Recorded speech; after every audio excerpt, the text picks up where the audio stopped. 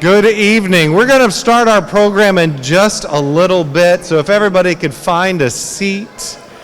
Welcome to the Walk of Honor. We're going to get going in just a little bit, so if everybody could find a seat.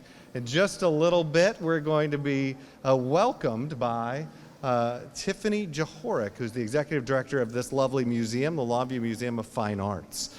Yeah, there we go. Sorry about that. I touched the microphone. That's the golden rule, is you don't touch the microphone. All right.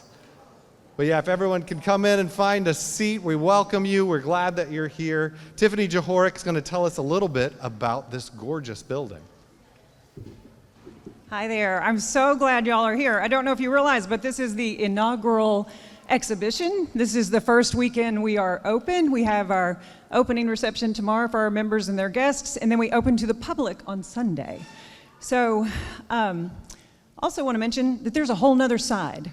So after this, if you have not walked down the red carpet and taken a right, when you round the corner, I guarantee you your jaw is going to drop. It is astounding what we've been able to accomplish. So next door, this building was two buildings. This was the 1940s, and then they added on in the 1960s. But that other side's really been covered up by carpet and offices, and the beautiful vaulted ceiling had two drop-down tile ceilings on top of it, and we've exposed all that. So it's beautiful. I wanted to invite, we have a special guest. Oh, one more thing. This museum, we're open in 2 locations for about 6 months.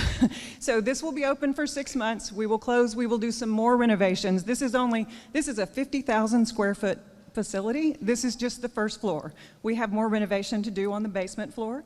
So stay tuned for that. But you have a celebrity guest here with you tonight. The widow of George Rodriguez is here, and this is her personal private collection, and I want to invite her up to say a few words about the art that you are going to see tonight. Wendy Rodriguez.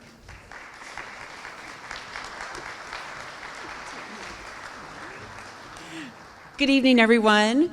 I'm really thrilled to be here. I just flew in this evening. I live in Santa Fe, New Mexico, but I'm on a 10-week tour. I tour every spring and every fall around the country, sharing my late husband's work, George Rodriguez, oftentimes with children, and I look forward to doing that right here in Longview over the next 6 months, intermittently, again in the spring. Very excited to do that. Thanks to Tiffany. Yes, the exhibition that you see here is 50 paintings from my private collection, not just my private collection, but mine and George's. These are paintings that he did for our home. These are paintings he did as gifts for me. These are some of his most important philanthropic gifts that raised incredible funds for good causes around our country. And these are pieces that have never been on the market for sale and never will be as long as I'm alive. They range in date from 1968 to the year of George's death at age 69 in 2013. And his last painting that was on his easel is in this show, unfinished. Please come and join me. I hope that you will. Tomorrow evening, we're going to have an opening here at 5:30, but I understand that I can invite special guests to join us early at 4:30. So if you would please be my special guest tomorrow evening at 4:30, I would love it. And also on Sunday, I'm doing docent training here at the museum. What time is that, Tiffany? 2 o'clock. At 2 o'clock, that will be an in-depth tour. Please come if you would really like to know about these paintings. And I'll just end with this one little teaser just to, wet your whistle and get you excited. So with every exhibition, this particular exhibition is a traveling one. It originated at the Museum of New Art in Portsmouth, New Hampshire last year. And here it is in Longview. Why? Because of this woman, your own Tiffany Jahorek. We have become friends. I have enjoyed working with her in the past on Rodriguez shows, and she said, hey, we have this great building. Do you have something we can display? And I said, boy, do I have a great show for you. That is how that happened. But with each one, we tie in something local. So what did we do local here? Well, they just got hung, I think yesterday or day before, and that's the 2 giant pieces behind you, the one on the far end here and the one on the far end there. The one on the far end here is me 30 years ago, and the one on the far end here is the blue dog with butterfly wings. How are those tied into Texas? Well, because they were commissions from Neiman Marcus. George and I traveled on tour with Neiman's, and those paintings came with us to Honolulu, Chicago, San Francisco, Houston, and premiered at your own flagship store here in Dallas in the windows and had mannequins in front of them, and then Bergdorf Goodman in New York. So this is the first time they've been back in Texas in all those years. So I'm really happy to do that. Please come join me tomorrow and Sunday, and enjoy this evening, and congratulations to all of the honorees. I'm really happy to be here. Thank you.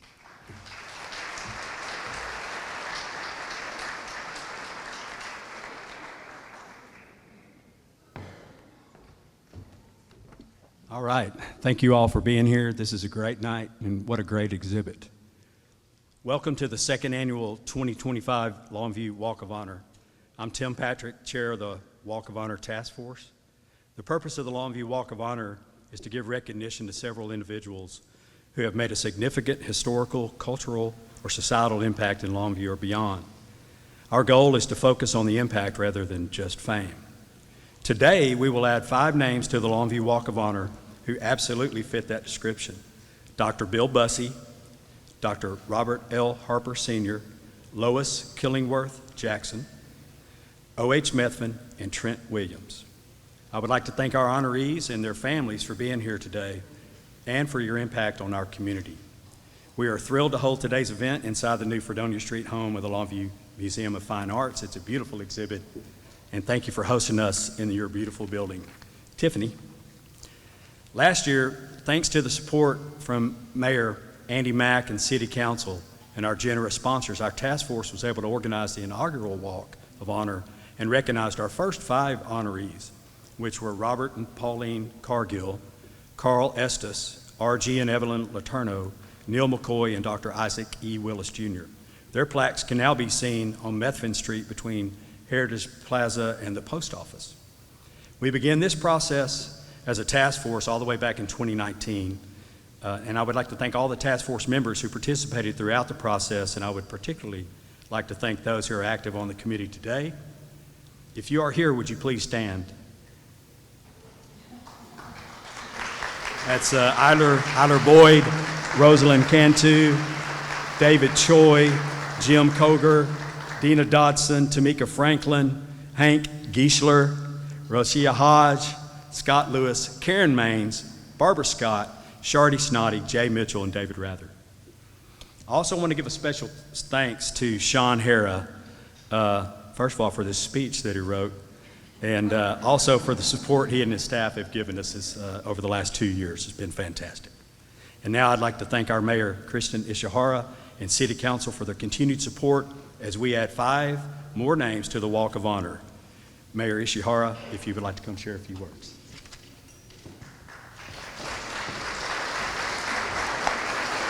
Thank you, Tim. Please don't go far. It is your turn to be thanked. Come on back. Come on back.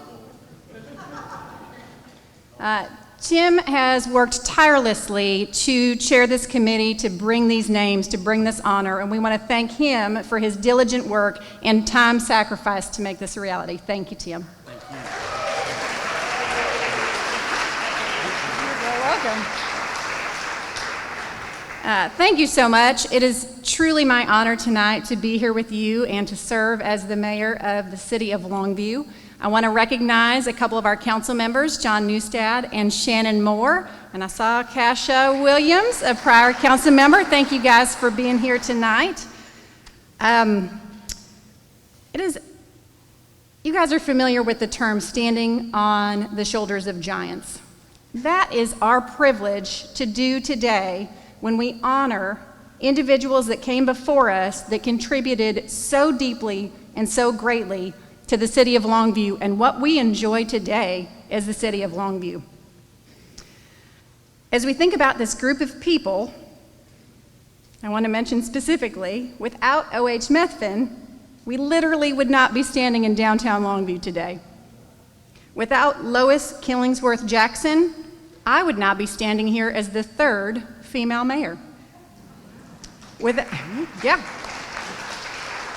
I believe she served in 1971. Does that sound right? People believe that I'm the first female mayor, and I say, absolutely not. I'm the 3rd. How fantastic is that?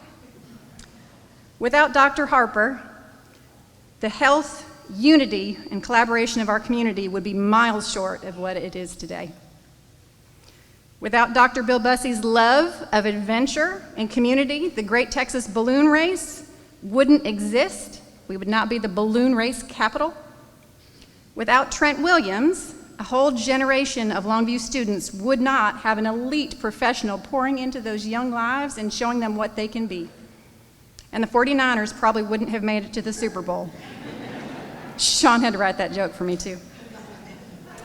Speaking on behalf of the city of Longview, I want to say thank you to the individuals, to the families that have invested here in Longview that make us what we are today. It is the people of Longview that make us the best place to live in the world, and you can see that tonight in the honorees that we are presenting these to. I have a proclamation that I would like to read. Longview Walk of Honor Day. Whereas the Honor Task Force has requested that by proclamation we recognize today, November 1st, 2024, as Longview Walk of Honor Day in the city of Longview. And whereas the Walk of Honor seeks to create a lasting commemoration of individuals who have helped shape the history of our community by making significant achievements in Longview and beyond, now therefore I, as mayor, hereby proclaim November 1st, 2024 as Longview Walk of Honor Day in the city of Longview.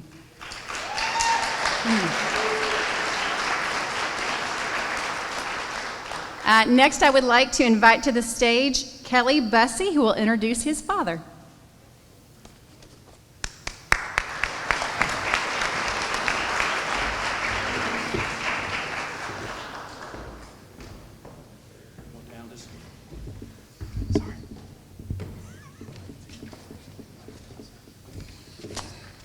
Good evening, everyone. So, hi, Dad. You getting nervous yet?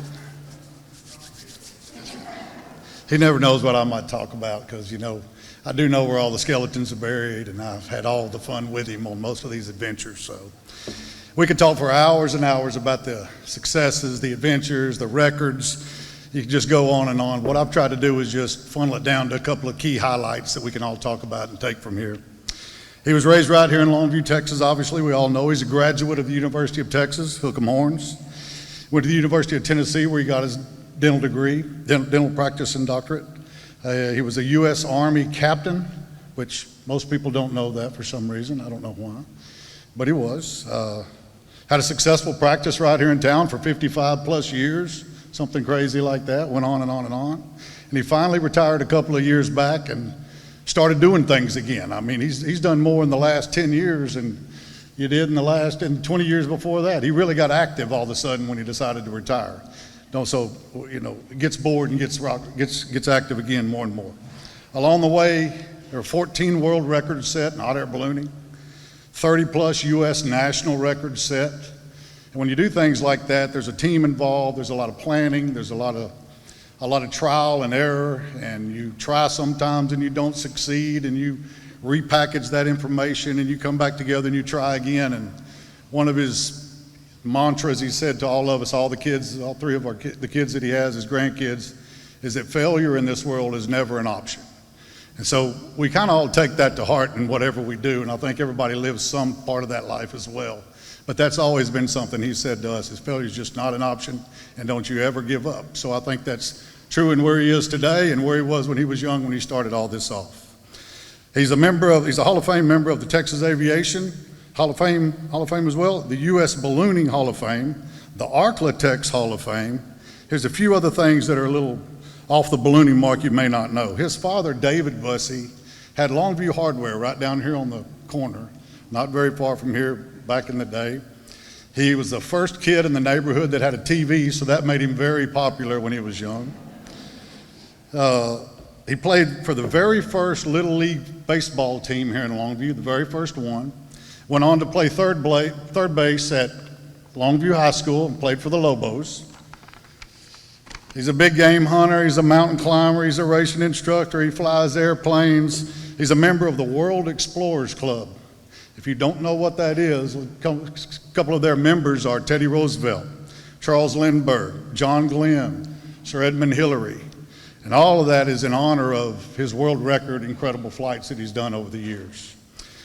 He's received the Wright Brothers Aviation Award, which is probably the top award in aviation out there, and also the Montgolfier Award for his incredible flights that I just mentioned. It's hard to list all these accomplishments and awards and kind of stand up here and talk about them, but his true passion really has always been to be relevant in the success of Longview and Gregg County, and to bring people here to see what this place is all about. And I'm lucky enough to travel a lot with him. And everywhere we go, Albuquerque included, our last couple of trips here a couple of weeks back, he's constantly inviting people to come to East Texas, come to Gregg County, come to the balloon racing capital of Texas and see what this thing's all about. The Great Texas Balloon Race has turned into a premier world event. It's been going on 43 plus years at this point. Huge economic impact, obviously, to the county and the East Texas region, specifically Longview. The last thing he likes to invite people down to do is when you come to Longview, you have to go down and sit on the pier, drink beer, and tell stories. So when you get a chance to do that, you got to go down there and do that with him too. He'll tell you every story of everything he's ever done. So the last thing we'd like to do is add the Longview Walk of Fame to your Hall of Fame listing of events, and he swears this is the last award he's going to accept, but I don't believe him on that. So with many congratulations and a great honor, I introduce my father, Dr. Bill Bussey.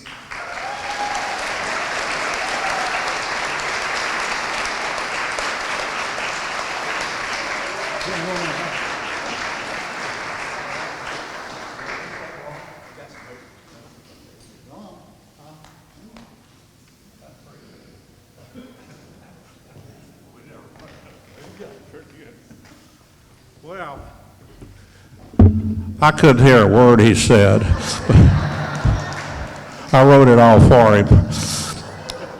No, I didn't. I had no idea what he would say, and it's usually unique. I have some notes. I never speak with notes.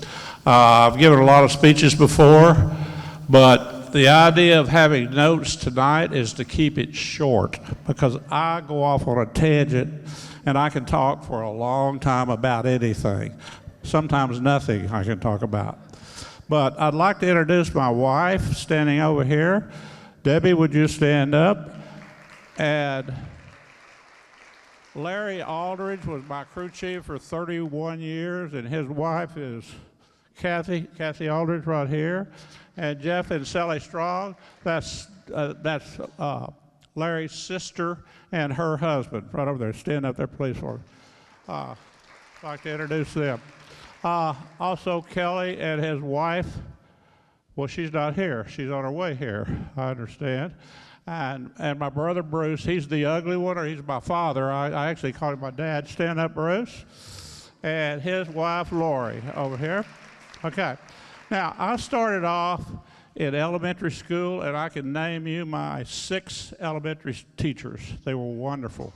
Pinewood Park Elementary Schools, where I went to school as a child, Then I went to Foster Junior High and then Longview High School. I graduated in 1961. My mother graduated from there in 1932. She was the first class to graduate from there. I would like to say that it wasn't cool among all the guys to study. Well, I would study, and I would never let them know that. They always wondered how I made the grades. Anyway, I went from there to the University of Texas, had a fabulous time at the University of Texas. I was pre-dental in the education, that's what I studied, majored in pre-dental. And then I went to dental school. Now, I'm looking at this to keep it short. I was president of the Student American Dental Association.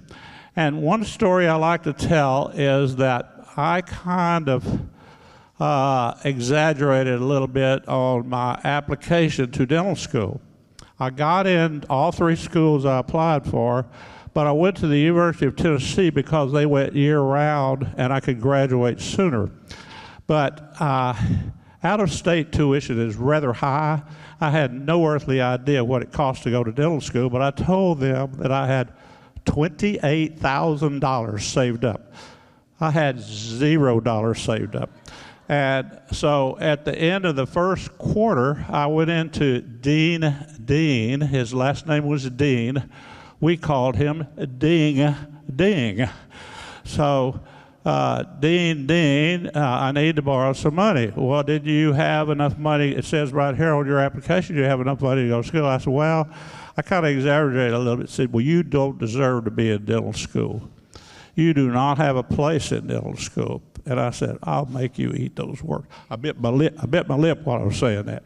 But anyway, I had the honor of him at the graduation to call me Dr. Bussey for the first time. And he congratulated me.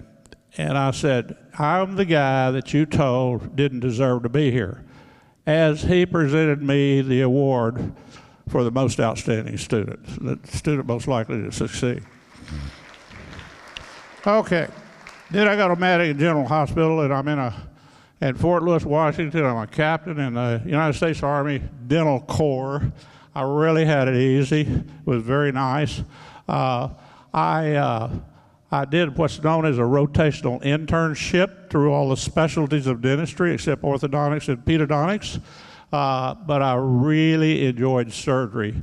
And so in 1972, when I came back to Longview, some of you dentists in here might know the time, I did my first dental implant. And in those days, you had to go into a closet to do one of those because that's blasphemy to do that.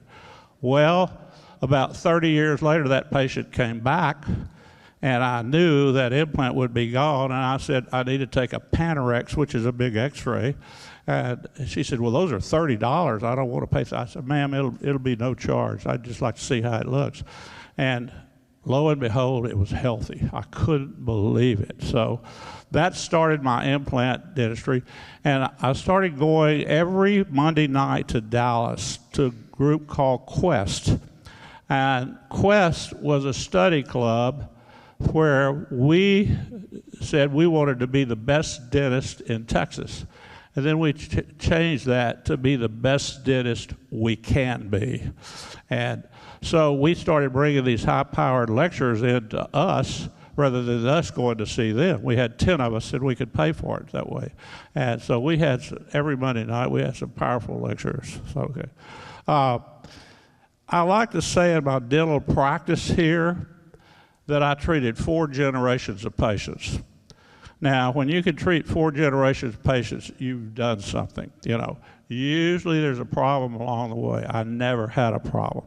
And so I'm really proud of that one fact. Very few people know that. I then went to Aspen. I learned how to fly airplanes in the military, and I also learned how to scuba dive, and it was brutal, by the way.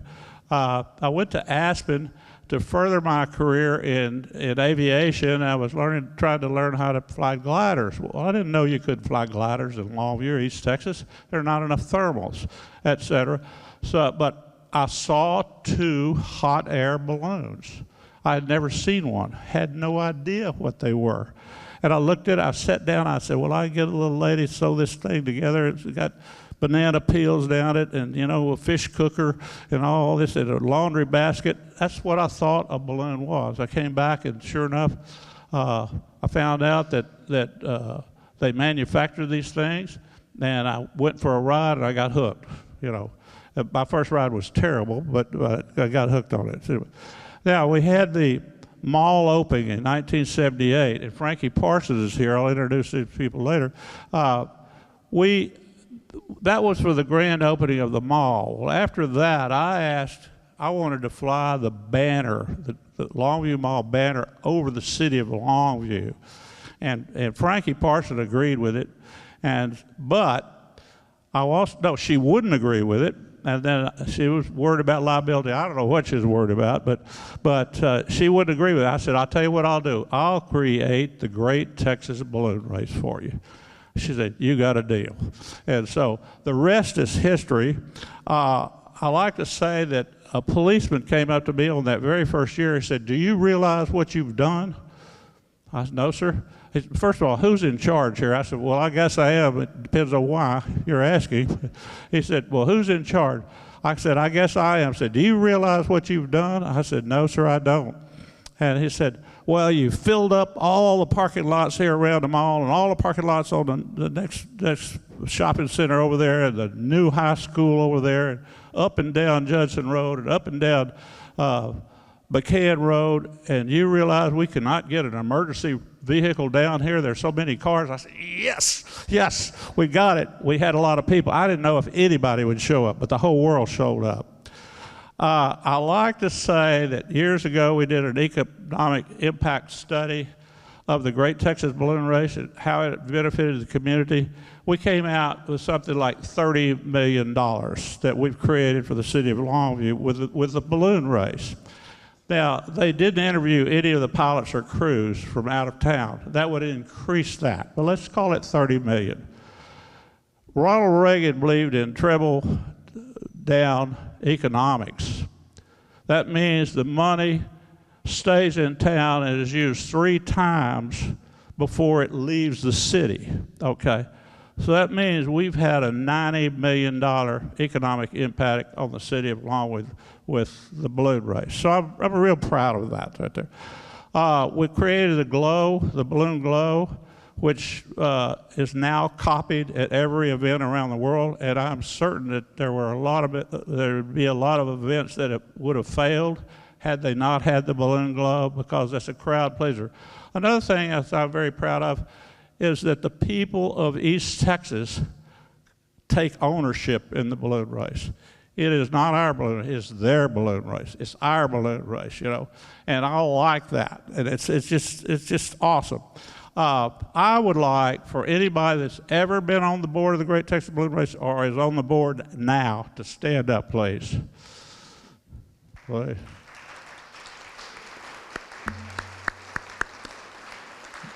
This group is absolutely awesome.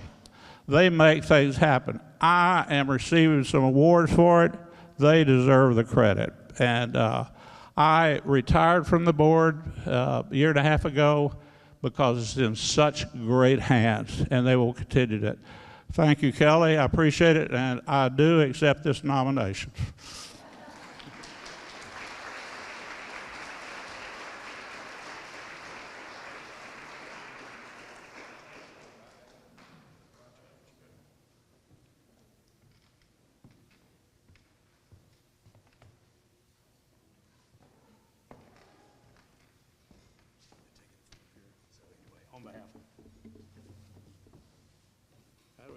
This is the acceptance of the plaque in the city. Good job. How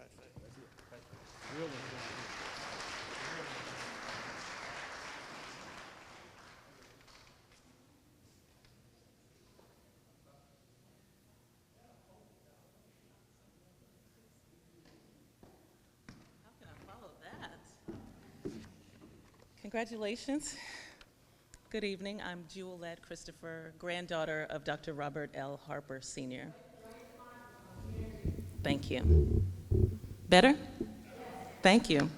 I'm Jewel Ladd Christopher, granddaughter of Dr. Robert L. Harper, Sr. So thank you to the organizing committee, city leadership, and everyone who made it here today to celebrate this great occasion. This type of tradition emphasizes giving back to the city of Longview and staying devoted to moving our community forward. I want to congratulate all 5 honorees. It brings me great joy to stand here and introduce my grandfather, my pawpaw, who lived his journey of nearly a century in the city of Longview. Robert Lee Harper was born here in Longview, Texas on October 3rd, 1920. He was the 12th of 13 children born to Grant and Melinda Wade Harper in the Pleasant Green community. He descended from industrious and philanthropically minded Longview natives, including his mother and grandmother, who were also born here. I'm proud to say our family has been here since before it was the city of Longview, since before Gregg County, before the Civil War. Dr. Harper was raised in Pleasant Green, graduated from the Gregg County Training School, which was later named Ned E. Williams School. He loved literature and science, and he wanted to continue his studies, so his father, Papa Grant, took him to Jarvis Christian College in Hawkins, Texas. Since he had grown up on his family's farm and he knew his way around agriculture, the university allowed him to work with the crops and livestock for 2 years to earn his tuition and fees to begin classes. There on campus, he met a gorgeous redhead who was also in the work-study program, earning her tuition, Eldora Hemphill from Jefferson, Texas. Dr. Harper's college studies were interrupted by World War II. He was drafted and he left the university in 1942. He served proudly in the United States Navy in Alaska, Seattle, and along the western seaboard. He returned to East Texas on a brief furlough in 1944 to marry the love of his life, Eldora. I've had the pleasure of reading the beautiful love letters they wrote each other in the 1940s while he was away in the military. Dr. Harper rose quickly in rank to Yeoman First Class in 3 years, which was rare at the time. During his time in the US military, the military was still segregated. But Dr. Harper served in a well-integrated and diverse crew. I know this because of his stories that he shared about his service, and also because I found an amazing, well-kept photo album from the 1940s. He completed his Navy service at the end of World War II and received an honorable discharge. Committed to continuing his education, Dr. Harper transferred credits from one fine HBCU to another. He graduated from Wiley College in Marshall, Texas in 1948. He went on to dental school that same year at Meharry Medical College in Nashville, Tennessee. His wife and son stayed here in East Texas, where she taught first grade and kindergarten while he commuted back and forth from medical school. In 1952, Dr. Harper graduated from Meharry with honors, earning a Doctor of Dental Surgery degree. He set up his dental practice here in Longview. Though the city was still segregated at this time, Dr. Harper was one of the only practitioners available to Black patients throughout the East Texas area until the Civil Rights Movement. And he continued serving patients of all backgrounds for nearly 60 years. Dr. and Mrs. Harper had 2 children, Robert Jr., better known as Sonny, and Beverly, my mom.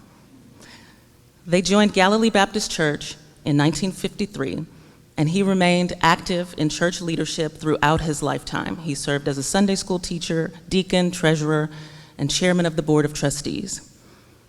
Dr. Harper was frequently the first to hold leadership positions here in Longview.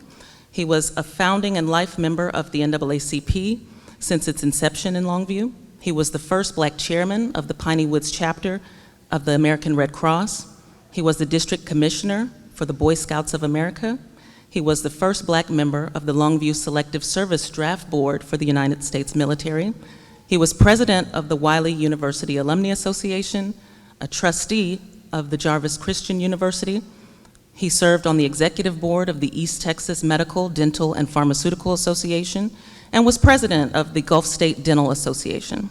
Dr. Harper was a 33rd degree Mason and an active member of Omega Psi Phi Fraternity Incorporated. A generous and philanthropic leader, he offered free dental care for many years as the volunteer dentist at Jarvis Christian University.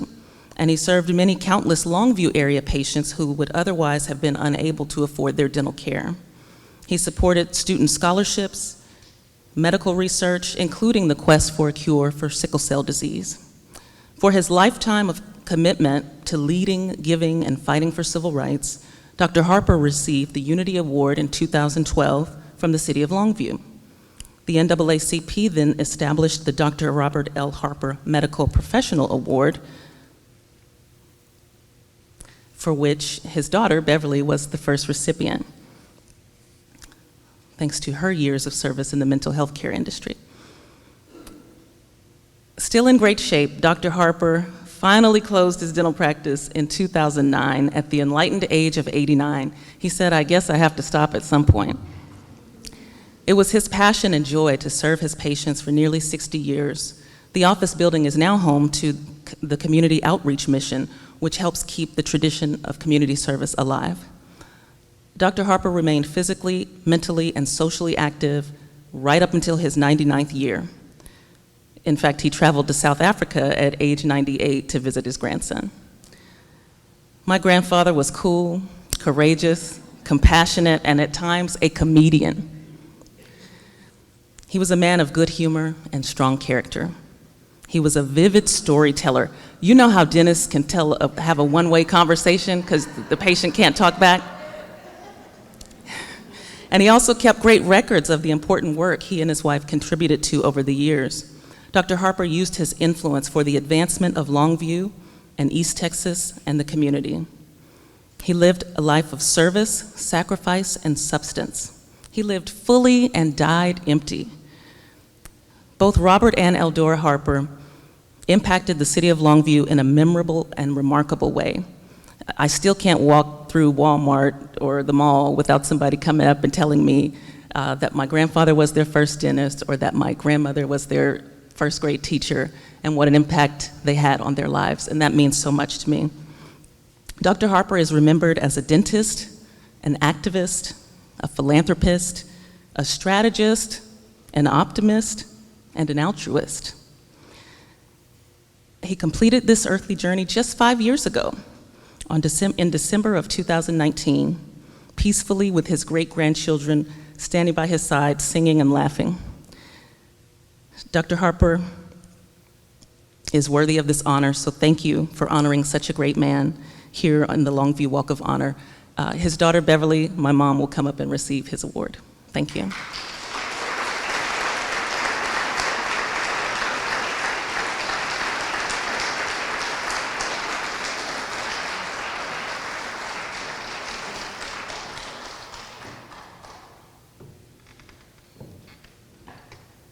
Thank you.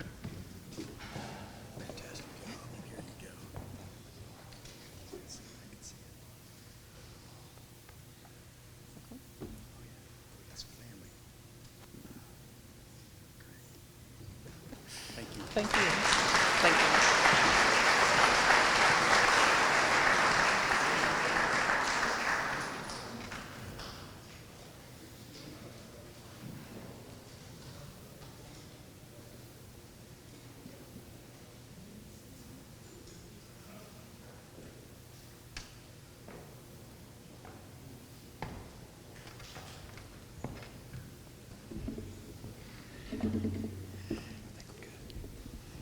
I had planned only a very few remarks, and I have been stimulated by those that have preceded me.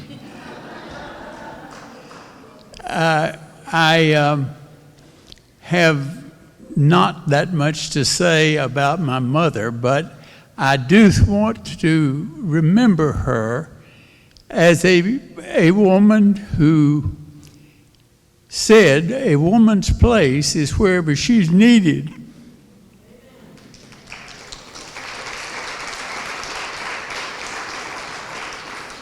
And additionally, the things that she has done were all done from 71 to 74 when she passed away.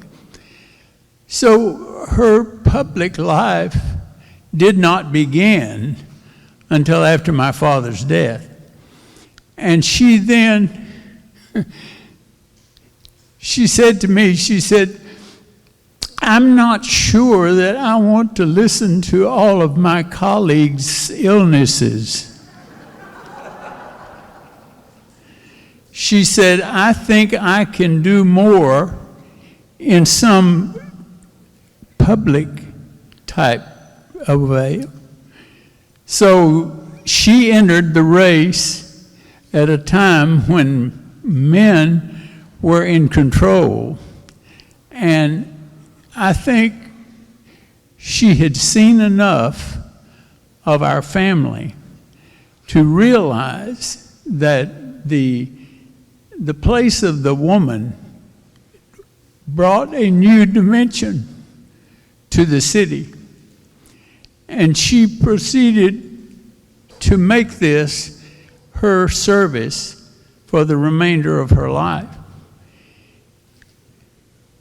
At the time of her death, one of the things that impressed all of our family was that the firemen and policemen lined the streets for her service, which she died at the age of 59. So she embodied the service and giving back that I think was indeed a part of many people's service to this country and to this city. I'd like to at least acknowledge the family over here. All of you all who are in the family, stand up at least. I want you to, they did not know that I was going to ask them to stand up. I have two brothers, Jerry, raise your hand, Jerry, and Craig. Both are here, and we are grateful for this reward. We feel like that she has made a contribution, and we are thankful for you. Thank you.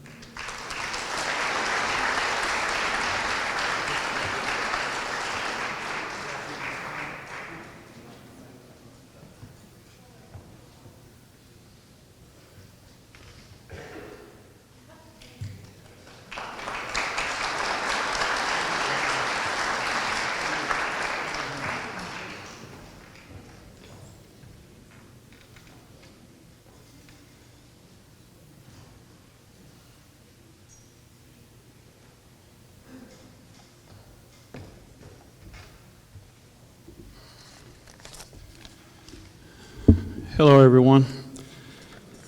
I don't know what to say. I feel a little overwhelmed being amongst so many wonderful people. This is a great event, and thank you all for coming out this evening. It really shows a lot of support for our community and the people of our community who've made such a difference in many people's lives through the years. My name is Zach Methvin.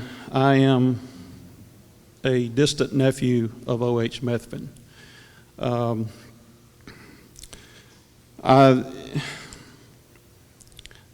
Growing up, you know, my grandmother used to tell me stories about my heritage here in Longview, and as a child, you know, you don't really think much about it.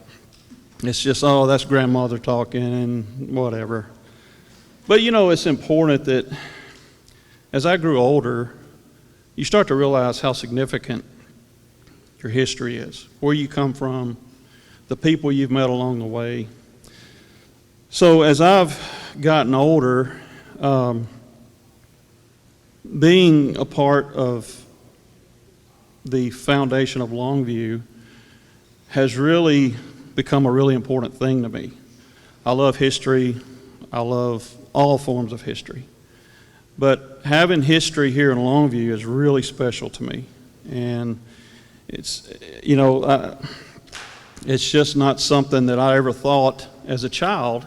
You don't really think about it, you know. But like I said, as you grow up, it becomes more real to you. And it's really a great thing.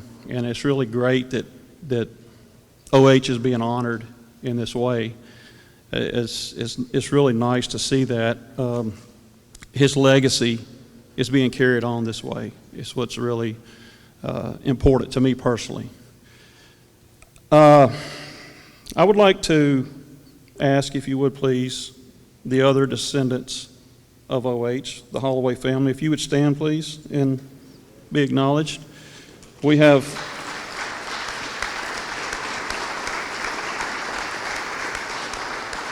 So as you can see, it's not just me. These are my extended family members, OH's extended family members. So it's nice that you guys came out and are here tonight as well.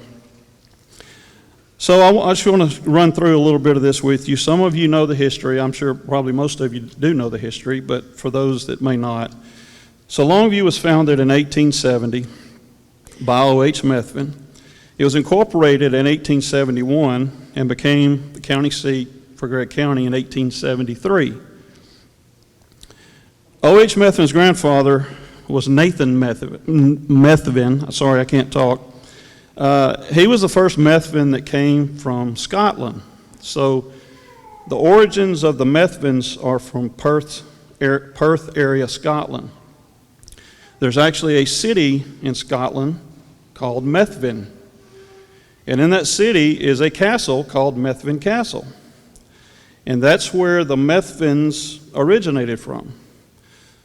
But in Scotland, the Methvin name was spelt M-E-T-H-V-E-N. It was only when the Methvins came to America, and forgive me, nobody seems to know, but it got changed to V-I-N. So that's one of the great mysteries that nobody seems to understand why, but it's still the same lineage of people, but with a name change. So back to O.H., he was born to Richard Methvin, son of Nathan Methvin, on March the 10th, 1815, in Louds County, Georgia. In 1848, he, along with his wife Margaret, migrated to East Texas, where he purchased roughly 1,200 acres of land and began farming this very land that we're on right now. He was a farmer, a wagon maker, a visionary, and a perceptive and discerning businessman. And my grandmother, bless her heart, she knew more about O.H., I think, than anybody I've ever talked to, and she was only my grandmother by marriage, but she had a very vested interest in the history. And I'd give anything to have her back today, where I could just sit her down and put a tape recorder in front of her and say, start talking, you know. But she told me lots of things as a child. Some I remember, some I don't. But O.H. was a very business-minded man, very giving man. He was very open to helping people and things of this nature. So as time went on, the city grew and got bigger and bigger. The post office over here used to be his stable, where of course, most people know his house used to be on the hill where the water tower is. And where the post office was where his stable sat. He built a 3-story house on top of Rock Hill for his wife and his 3 boys. That hill was a rock hill.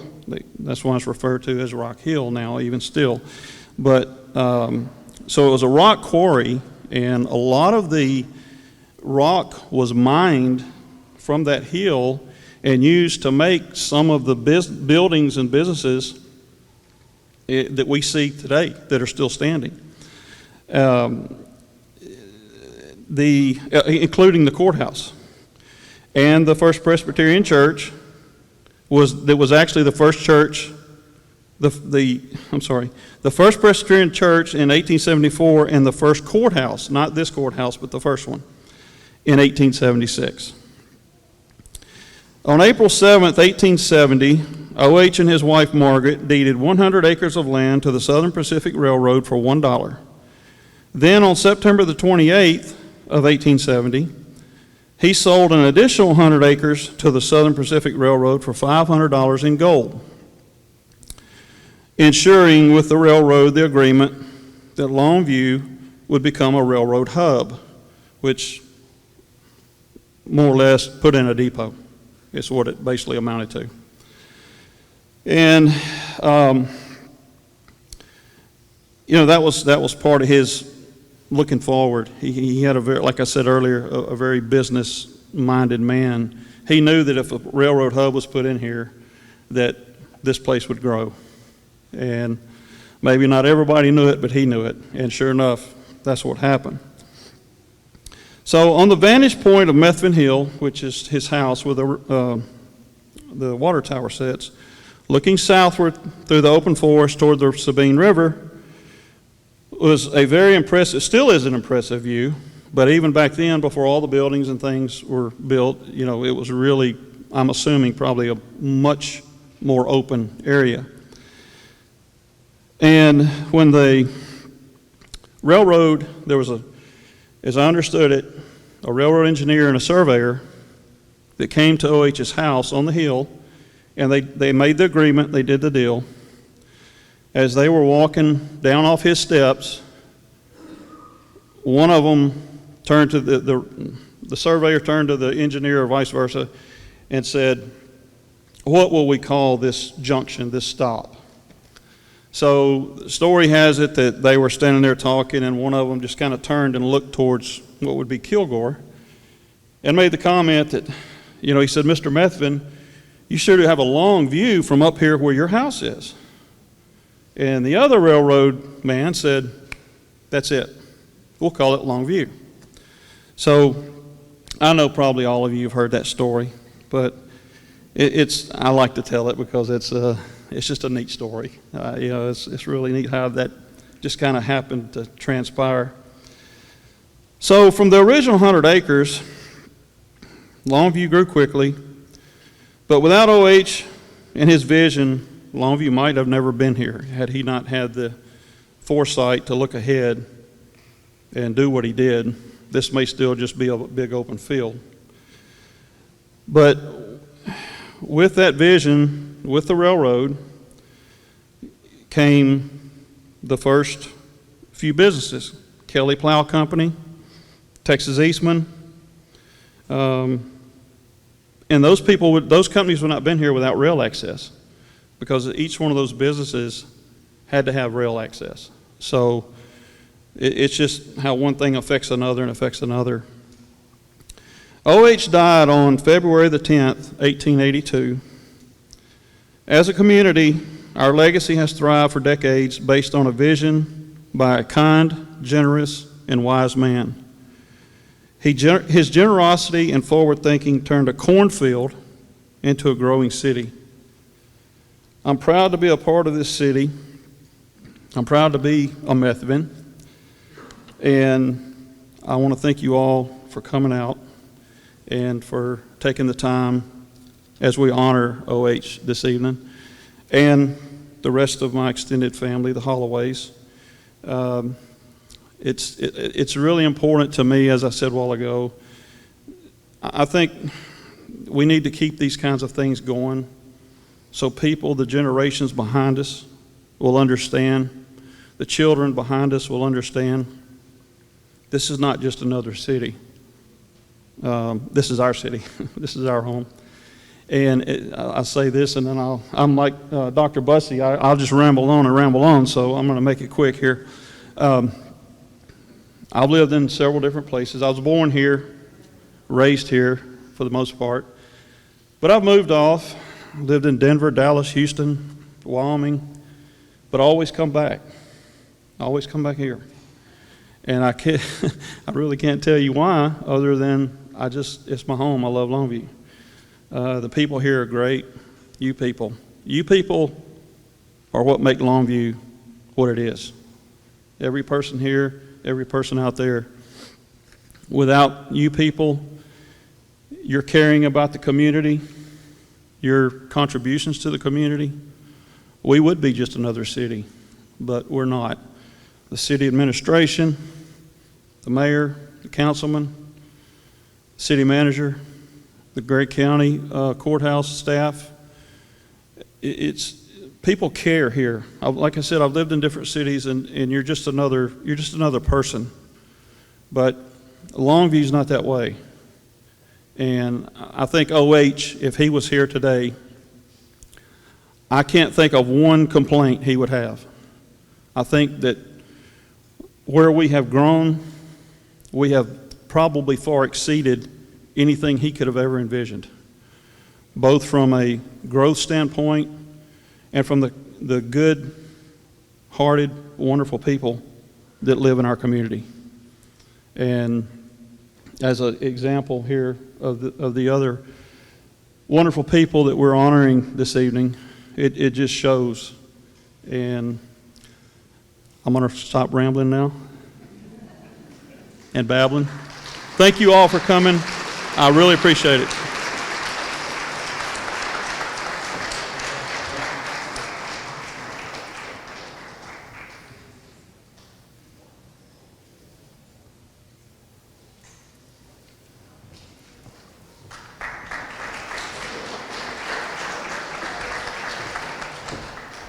That story never gets old. I love it. So, here we go.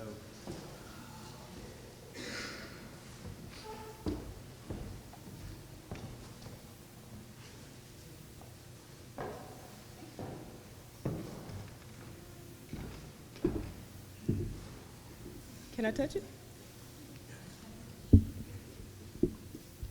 First of all, if it appears that I'm stalling, I am. Trent plane was late, and he just told me I sent him to the wrong Fredonia. I didn't know we had to. But he is here. He just lost.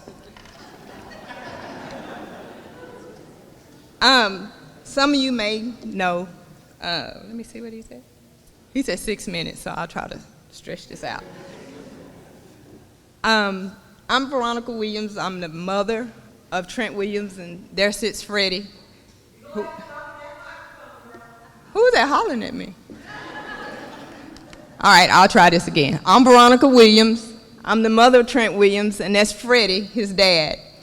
And after listening to all of the history up here, Trent has a very short history. It's a very powerful history, but it's a very short history. Kelly Bussey, I went to school with you. Dr. Bussey, I probably roomed you for Dr. Ernest. And Dr. Harper's family, my mother was a patient. And for the Longview, I remember hearing that when I went to Pinewood Park Elementary. So the history is there. I want to tell you about Trent. He was the second of 3 kids that Freddie and I produced. He was the biggest. He was the worst. He was the most hard-headed kid you've ever seen. If he wanted something out the refrigerator and you told him he couldn't have it, you just whoop him all the way to it and all the way back. But I believe that stubbornness paid off. Dr. Bussey was one of the first play in Little League baseball.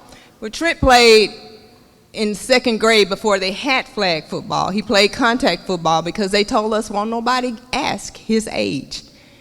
But all you had to do was watch him play because he was watching the cheerleaders.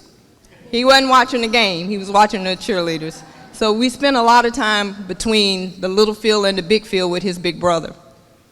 He went to Longview High School, but before then, he went to Jordan McClure, but he never played for the Mustangs. He was a ring hunter. Even then, he played for the Hawks, he played for the Panthers, and he played for the Demons. And his daddy was his coach. And I had to tell his daddy, you're going to have to find somebody else's name to call because you're going to have to quit fussing at my child. That's my baby. And you would hear people say, oh, they need to check his birth certificate. He's just too big. He must have flunked. And then, Mama was like, no, my baby's smart. He didn't flunk at all. He went on to play at Longview High School. He was a Lobo. We all are Lobos. We bleed green, hence I have it on tonight. But he was lazy. He was really, really lazy. And he would be he just didn't he had the talent, but he didn't have the push. And so Coach King put him up against his big brother. And he would come home and complain to his daddy, Coach King keep putting me up against Fred. And Fred, of course, would say, you got to beat the best to be the best. Well, I guess that paid off because he left Longview and he went on to play at OU. Boomer, Sooner. And during that time, I got to meet a good man back there named Dr. Ernest. And he got me on to my job. But we were able to form a relationship through that. Trent played for OU for 4 years. He followed behind Longview's Malcolm Kelly. He played with the great Adrian Peterson. And he had a legacy of his own when he left there. He played center. Trent actually played center. He hated that position. He was like, I got to play that, I quit. But he did whatever was needed for him to do in order to help the team. He was the 4th one overall of his draft class. And man, I didn't know what to expect. When we started the touring to go see other schools, my only question is, will you feed my child enough? And will you put him in a bag that'll hold all of that? He knew all the questions to ask. He asked questions like, what the depth chart look like? Had no idea what the depth chart was. We literally went to LSU. That was his first visit. And I'm going to tell this, and I have no shame, because I have a fear of going over overpasses. So we went to LSU. We made it down there, and I was a nervous wreck, because you know you have to go over. Yeah, I was scared. I ain't gonna lie, I was really, really scared. And I couldn't even watch them play. I went back to the room, and I laid down, and all I saw was how I had to get back home. So we're headed back home after that recruiting process, and anybody know Coach King, know he's just a country boy. He had told me, Veronica, you can make it, you don't have to go over any high overpasses. Well, I get right back to Shreveport, me and my baby, in a little old two-door Honda Accord. And I look up, and it says, Texarkana, Dallas. That's where I thought I was supposed to go. I pulled that car over to the side, and Trent, his leg was shaking at this point. And I said, I can't go over that bridge. I pick up the phone, I call the police. I said, I tried to sound like I wasn't panicking. I said, I need you to send 2 police officers in 1 car. And they said, what do you need, man? I said, I need somebody to drive us over, and I need him to be able to have a ride back. And she said, do you need confidence? No. I need a driver. So I called Coach King, he didn't answer. I called the police station back. I said, hey, y'all ain't sent nobody yet. I got to get home. And they said, can your son drive? I said, he's 17, he don't have license. And by this time, I mean, my little car is shaking, because when he get nervous, he shakes. And by that time, I hear him. And it was a police officer. He said, ma'am, are you okay? I said, yeah, I'm gonna need a ride. And he said, right there. If you take that road right there, it'll get you all the way back to Longview. I mean, it was parallel to me. It was like right there. So we did that. So Trent and I have formed a bond that he tells me what to do, and I do it. So he has camps, has football camps every summer. And I promise you, every summer I say, let's not do this. Now, Mama, I want to do it. He don't charge for that camp. Every T-shirt that those campers wear come out of his pocket. Every piece of food they eat, and they don't eat just any food. They eat saltgrass, they eat Frenchies, they eat. All of that. We get donations for drinks, but he pays for that. We don't have coaches, just anybody. We pay for our coaching staff. We fly them in, or they drive in from Dallas. He does all of that because he wants those kids to be able to compete. He wants them to go places and be able to make a difference in their life. So I'm proud of that. I'm tired of it, but I'm proud of it. He does that every year. Every year, he pays for the incoming freshmen EKGs. And those EKGs have been very important. They've had to hold 2 kids.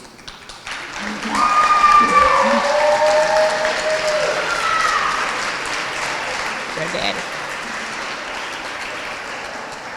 I knew if I stalled a little bit. So they've had to hold at least 2 kids and say they can never play on that football field because of their heart conditions that would have gone unnoticed had we not had those EKGs. So I'm real proud of that. There's also what he does every year is a toy giveaway. He sends me money, and I find kids. I also need volunteers when we do that. So if anybody want to volunteer, just contact me. It's the biggest joy you'll ever get. I complain every year after the hustle and bustle of it all, but I'm ready to go again in November. We do that, and then he came up with this bright idea to just give out bikes. Just give out bikes, Mama. Just let them come through and get whatever they want. So when we first started this, I said, Trent, why don't we get the kids coats, and why don't we do this? And he said, no. He said, because if they got a decent parent, they'll make sure they have coats. They'll make sure they have food. He said, but they'll sacrifice their bill money so they'll have toys. He said, and every kid want to open up toys. He said, let us get them the toys. Don't tell them what they can get and what they can't get. Let them get whatever they want. So again, just last month, are we doing this year? Yes, ma'am. This year we're going to try to give out grocery cards because everybody's had some struggles with that. So in all of that to say, he's played in the NFL. This is his 15th year. He played 9 years with the Washington Redskins, or the football team, Commanders, I don't know who they are. He's played now at his happy place in San Francisco. You know how close we got to the Super Bowl last year, and I'm hoping we can make a return trip this year. But all of that pales in what I see when I see him. Y'all see a football player, I see my baby. And my baby don't have that long history as the Methvins, or the Harpers, or the Busseys, or the lady that was I didn't even know she was a mayor. I'm dumb too. And I've been in Longview all my life. We just don't have that history, but I know if he continues to do what he's doing, there'll be times when his daughter will come through and they'll say, I know your daddy. So I'd like to introduce to you my baby, Mr. Trent Williams.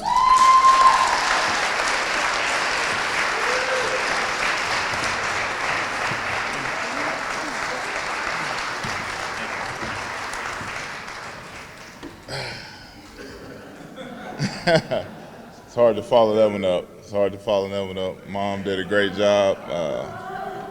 Super proud of her. But let me fix the mic, sorry. First and foremost, I just want to thank God because, none of this is possible without him. Me giving back to the city of Longview isn't possible without him. My upbringing isn't possible without him. So, I just want to take this time to thank God because, obviously he brought us in this room today. So, but,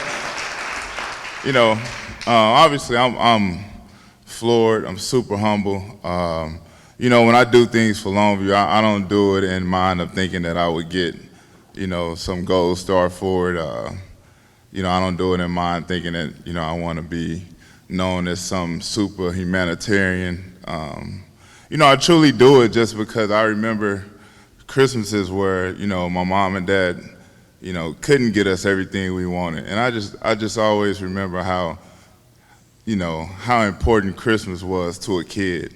And then I understand as I got older how hard it is and how many sacrifices moms and dads have to make a Christmas day memorable. So, that was one of the things I just did naturally. I just said, hey, I want to get some of the kids that was in the same seats that I sat in, and I want to make their Christmas, one to remember. So, obviously, I think we're about 14, 15 years in on doing that. So, that's just one of the many things that my mom hit on. But, I do all of this because Longview is what made me. When anybody asks me where I'm from, when anybody, from Texas, they could tell a Longview kid from a mile away, believe it or not. But, I'm super proud of where I come from. I wouldn't be here without this community, without, it took a village to raise a kid, and definitely we had some helping hands. And my mom and dad worked tirelessly, 9 to 5, as long as I can remember. So we definitely had help. The community did a great job keeping not only me, but some of my real good friends that was able to go to college and receive free educations from benefiting from the same upbringing I had in this Longview community. So just thanking you on behalf of them as well. But it's such an honor, even more than any Pro Bowl, any close to winning the Super Bowl. I don't think everything pales in comparison to this, to being able to be recognized in the city that made you. And, I want to appreciate you guys from the bottom of my heart. Thank you guys for showing up, and love you all. Appreciate it.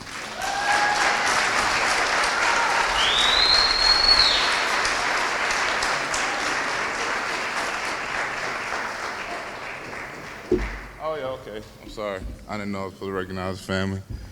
All my family can stand up.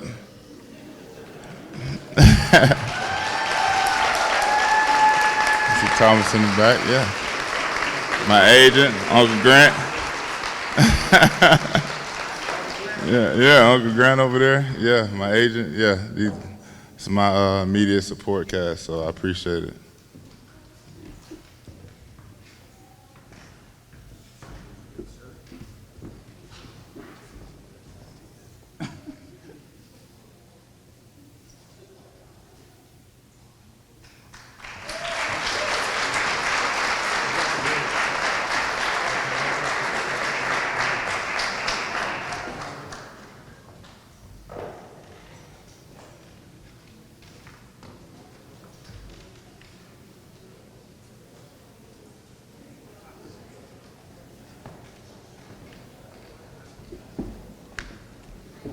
Well, that was great. Thank you, everyone. What a blessing it is to hear about the accomplishments, hard work, dedication, and community impact of these honorees today. I believe we can all be inspired by the example that they have provided, and it's our pleasure to honor them today with a lasting emblem to be placed in downtown Longview. I would like to take a moment to thank our sponsors who have made today's event possible. All proceeds go to making and installing the plaques, preparations, food, refreshments for your enjoyment. And thank you to Downtown Longview, 100 Acres of Heritage, descendants of William Alton Holloway, Friends of the Walk of Honor, Gregg County Historical Museum, Austin Bank, Origin Bank, Texas Bank and Trust, and Casa Flora. Truly, we could not have done this without you. In preparation for next year, 2026, if you're interested in donating, let us know, or know an individual that you feel should be included in a future Walk of Honor. Please nominate them at longviewtexas.gov/honor. Now I want to encourage you to visit the Gregg County Historical Museum, which is directly across the street, to view a temporary exhibit featuring mementos and additional history about each one of the honorees tonight. Once again, I want to thank our task force, our sponsors, and our honorees for making this day possible. And thank you all.